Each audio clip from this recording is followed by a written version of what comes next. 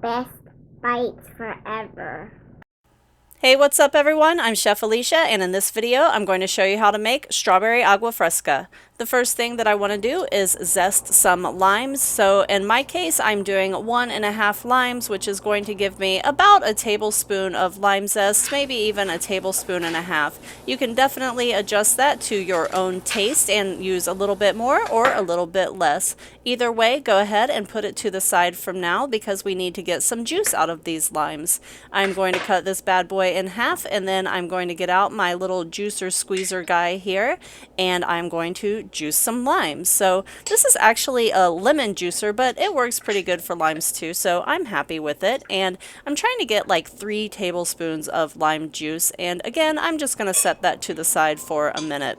Here I have my strawberries. This is 1 pound of strawberries. I have already cleaned them and also removed their little leaves and cores. So I'm putting them into my blender along with 1 cup of sugar. And you can see those cute little hands. That's my little man helping me out. He is also adding in 1 cup of water.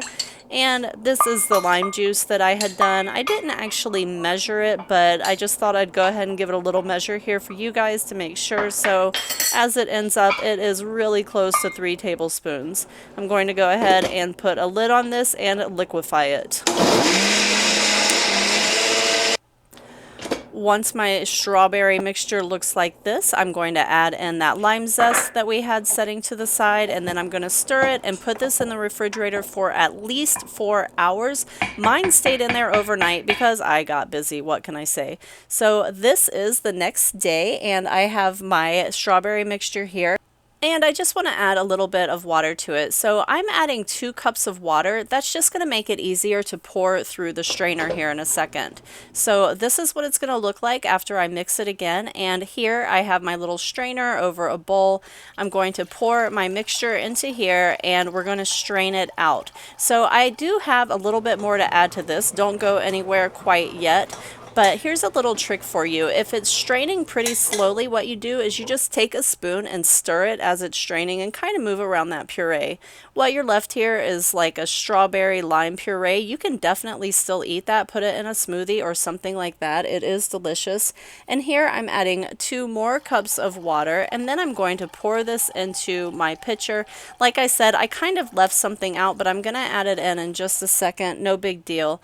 But I am going to add in water till I get to the top of my pitcher. So I have an additional 2 cups going in. It's going to be 8.5 cups of water altogether for this recipe. But what's really important that we add in too is just a little dash of salt. That is going to bring out the flavors really, really nicely. So go ahead and stir that in, and we are ready to pour it. And of course, we want to give it a little taste test too. I've went ahead and got my little Xavier to come into the kitchen, and here is his test.